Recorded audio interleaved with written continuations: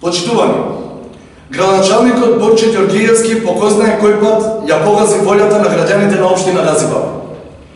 Именно, на изборите за совети, на местни и урбани заедници кои се одржаа на 23.9.2018 година, граѓаните на најдемократски начин си ги избраа представниците кои ќе ги застапуваат во местните и урбаните заедници.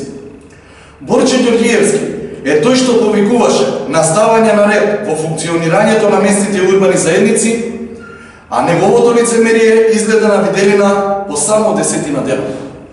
Како резултат на тоа што во местните заедници и урбани заедници не биле избрани негови партиски луѓе, градоначалникот Борче одлучил комплетно да ги поништи изборите, прикривајќи се за некои негови пропусти кои тој лично или намерно ги направил со носење на несоодветна одлука. Граѓаните на општина Газибала нема да бидат жртва на самоволието на Борче Ѓорѓиевски.